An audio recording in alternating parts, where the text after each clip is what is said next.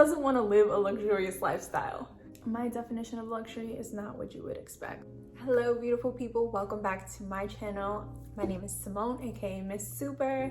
Today we are going to be talking about luxury. Now, I know luxury is something that most people want. Most people spend their lives trying to attain a luxurious lifestyle. Luxury is something that everyone loves. So today we're going to explore what is luxury, what makes something luxurious, and how you can attain luxury in your everyday life. If you're interested in this video, which I assume that you are, make sure that you give this video a big thumbs up. Make sure you're subscribed to my channel because this will be a series. So I'll be talking more about luxury, and I would love to hear your input and what videos you would like to see. And if you can, leave a comment down below and tell me more about yourself, what your connection to luxury is, and what other things you would like to see. Without further ado, let's get started. Merriam-Webster defines luxury as a state of great comfort or extravagant living. This is something that I would absolutely agree with. I think that luxury is absolutely a state of great comfort. And when you think about luxurious lifestyles, you do think about things that are extravagant: gold, diamonds, private jets, beautiful cars, beautiful clothing. Those are all things that are rightfully in the luxury category. But if we look a little bit further, what actually is luxury? I broke luxury down into 3 main categories and 1 bonus category. I would say that the things that contribute to luxury are time, money, expertise, and scarcity is the extra, the bonus, how rare things are. Let's talk about time. When we think about luxury, there are certain names that immediately come to mind: Louis Vuitton, Dior, cars, Aston Martins, your Rolls Royces. You think about diamond houses, De Beers, Harry Winston, Tiffany, Cartier, all of the things that we kind of have been exposed to, but not necessarily partake in all of the time. What makes these things so luxurious? A lot of times these brands have spent so much time in their respective fields perfecting their craft. So let's think about a Louis Vuitton. When Louis Vuitton was initially established, it was a brand that was more geared towards the wealthy elite. They were producing lots of trunks, lots of things for travel, and only people who could afford to travel and who had a desire to travel were able to obtain these things or would even have use for them. So when we think back to that time, they have had so much time to explore the best leathers, the best fasteners, the best gold. And so when we think about luxury, we also have to consider how much time goes into those things, whether it's the history of a certain design house, the amount of time that a diamond, has been in a mine, or how long it takes to make a diamond. All of those things are taken into consideration when we think about something that is luxurious. As well, in a less tangible sense, we can also think of time as a luxury in itself. We spend lots of money and lots of resources on the ability to take back our time, to take back the hours that we have in a day. So if you think about your laundry service, having a chef, having a nanny, having a tutor for your kids, having a driver, having, someone to manage your money, manage your bank accounts, manage your taxes, all of those things save you time in your day, but also save you time from researching, from having to learn and understand these things. So much of what we consider to be luxurious is saving us time. We're buying commodities that have taken lots of time to create, and we are also spending our resources in order to have certain hours back in our day. If you are frustrated by cooking, if you don't enjoy cooking, or you simply don't have the time because you need to spend your time elsewhere, having a chef is a luxury, and it is a luxury that will ultimately save you time. I'm mentioning time so often because I think that when it comes to goods, we understand the value of a good. We're spending dollars and we're getting a good back. But when we think about services, we don't necessarily always think, well, why do I need someone to clean my house? Why do I need someone to do my laundry? And this is where I think a lot of people can indulge in these luxuries, because if it's gonna take you, say, you pay your cleaning lady $50 an hour, if your time working on a project, going to work, spending time with your children, spending time with your spouse, or just spending time with yourself, if you value your time higher than $50 an hour, then it is worth it to have someone clean your house for 2 hours and you are able to spend this time elsewhere.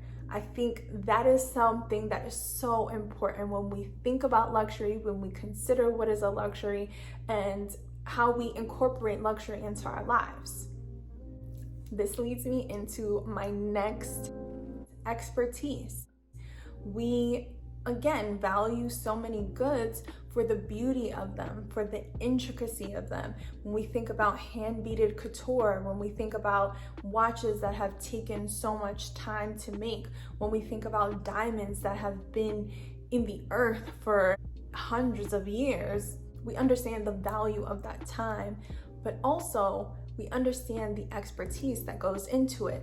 So when we think about luxury design houses, when we think about expert jewelers, we understand that they may create the same thing that another person or another design house creates, but this may be the most experienced seamstress, the most experienced tailor, the most experienced jeweler that makes this certain piece. So when we think about those things, we understand that it's not even something that can be replaced a lot of times. Going back to hand beading, if you think about the skill that it takes and the amount of time that it takes to learn something and to learn certain techniques that may not even be in existence. There may be a set of seamstresses, tailors, just creators and makers in garment making that have learned certain techniques that were actually pioneered in their time. And there may be an oral history that goes into learning these things. There may be certain apprenticeships that this person has taken on to learn from the masters, the pioneers, and the creators of certain techniques. And so there is no replacement for these people because they're of a certain lineage. Think of it as learning how to build a plane from the Wright brothers themselves. If you're making that kind of plane all the way until now, you know certain things that are just simply invaluable. Hence, all of the expertise that goes into creating anything, whether it's food, luxury goods, even caring for children and having the skills to speak 5 different languages so that your kids can learn. These are all things that make something luxurious. And I think it's important also to understand that we can be a luxury good ourselves when we think about presenting ourselves to a job opportunity. If you know how to speak English, Spanish, Mandarin, you interned at the biggest financial firm, you did all of these things, you are a wealth of knowledge. So if the person next to you has not done the same thing, you become a luxury commodity for a business that you are offering your services to. Expertise is a luxury. The next thing is money. We typically equate the amount that a good or service costs to its luxury status, which a lot of times can be an absolute accurate way to evaluate something. But we also can consider the money that goes into the luxury goods. So we just mentioned time and expertise. Time costs money. If you need someone to do something for you, you pay them for their time. If you need to do something, even if you aren't paying yourself, you may be foregoing another money-making opportunity, thus it does cost you money. Similarly, when we think about expertise, if we have this expert seamstress, this expert tailor, this expert jeweler who is a master in one technique, we may want him for our business, for our lives, for our team. And so it takes money to get that person on your team, and they may cost more if they are the best. We understand that when it comes to goods, but we also understand it when it comes to services. So for example, a luxury good that is handcrafted may require a certain set of artisans, and those artisans may cost more money, and thus the price or the expense is passed on to the consumer in some way or the other. This is why so many things are so expensive. We may look at one bag and say, well, this is a leather bag.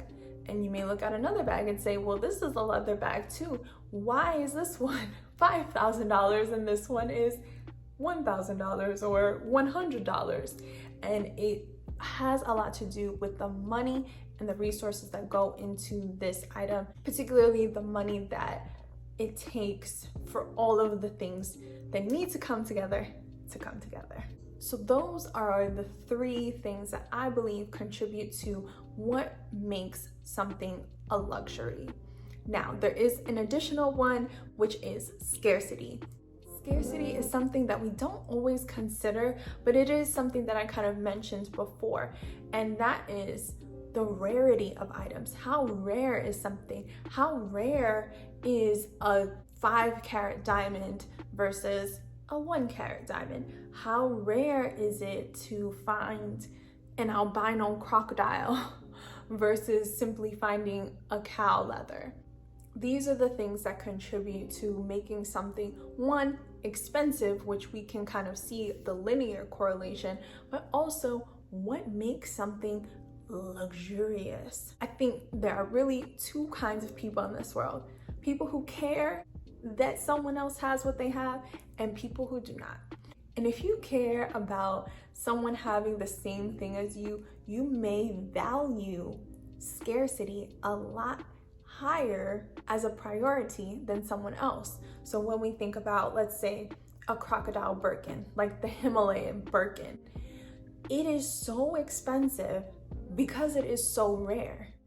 And because it's so rare, when people buy the Himalayan Birkin, they also hold on to it because it's something that not everyone, one, can have, but they can't even get it. There aren't many made, and then once you have it, you may be the only person who has it for 10 years until you decide to sell it, and thus the price goes up and it becomes even more rare. So scarcity is one of the things that I think drives a lot of luxury markets. Even things being sold out creates a completely new market for luxury resale and just resale in general. When we think about sneakers or, t-shirts like Supreme, scarcity drives certain markets, and thus it becomes, whether it's expensive or it's not, becomes a luxury. Now, how can we invite luxury into our own lives? We can consider the three things that I mentioned and scarcity and see where we can put some intention and attention behind how we spend those resources and how we consider them. So with time, you can consider how you're spending your time and where you may want to free up some time. With expertise, you may decide that you want to learn a new skill, or you may decide that there are certain areas that you can hire someone who knows better than you, whether that's in your business or your personal life. And with money, you can decide what is really worth spending your money on and what may be something that you can cut back on because you're paying a premium for something that is extremely basic. I will be talking much more about luxury and how to invite luxury into your own life. So make sure that you are subscribed to my channel. Make sure that you like this video so I know that you like this kind of video, and comment down below some things that you may be curious about, things that you would like for me to talk about, and just let me know how you like this video. I love being on YouTube, so I can't wait to kick off this series and really show you guys some things that I'm interested in and share a lot more with you. So until then, be well, and I will see you in my next one. Bye.